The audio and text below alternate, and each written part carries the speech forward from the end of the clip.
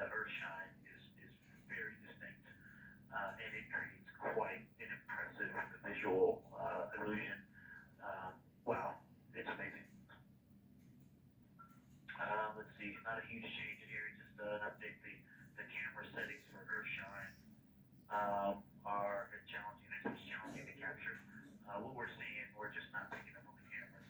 After all of the amazing sights that we saw earlier, this is we just went sci-fi. This has it just looks unreal. Uh, you can see the surface of the moon between I guess the Earthshine. I guess Earthshine. You can actually see a majority of the moon. It is the strangest looking thing that you can see so much on the surface. Integrity science. We were loving your science that rests in the blind, and it should come as no surprise that we have a number of follow-up questions. First, you mentioned Reed observing meteors. Can you speak to that? Were you referring to comets or impact flashes or something else?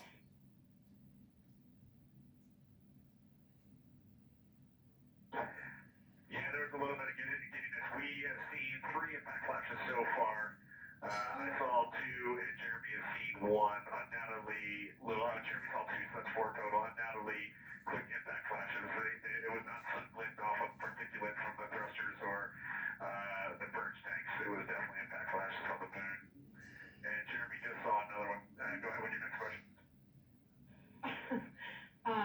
Amazing news. I literally just looked over at the SIR and they were jumping up and down literally. If you could describe where on the moon you saw them, please. So they've all been either on or a bit south of the equator and on the Earth side of the moon. Stand by. All right, so Jeremy has seen them kind of on and south of the equator, kind of spread across the moon, and mine were both south of the equator and just a little bit left of center of the moon. Incredible news, Reed, and reminder, we have citizen scientists here on Earth looking for impact flashes, so hearing you saw them on the near side means that people saw them too. One of the other things I want to describe, which was surprising to me, but the entire moon is lit up. It's glowing behind the entire moon.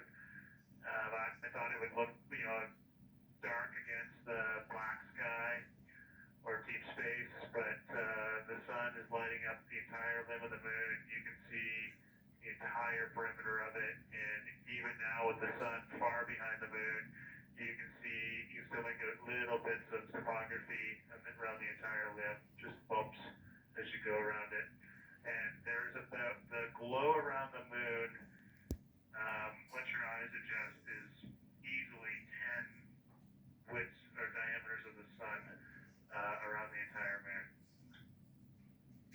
Science in Houston integrity. I know this observation won't be of any scientific value, but I'm really glad we launched on it first because humans probably have not evolved to see what we're seeing.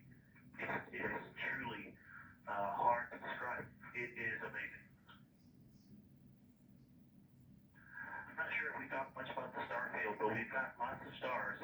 You've got the nice glow around the moon, but right off the well, we're upside down now, but from upside down 4 o'clock, right off the edge of the moon, looks like a planet. That line of planets. There's something a moon diameter to the left, and something right off the limb of the moon to the right, and then something orange. It looks orange to the right of that, about half the moon diameter. So, but anyway, there are definitely stars. I think some of those planets that you said we might see or see it. And so, in unreal view, yeah, the moon in the foreground is one of the darkest things we see out the window, and now its deep space behind it is kind of dark blue like it looks from Earth, but we can also still see stars. It's quite a wicked view. Victor, I'm just doing the best job, and I'm not going to try to add on to what he's doing. It's indescribable. No matter how long we look at this, our brains are not processing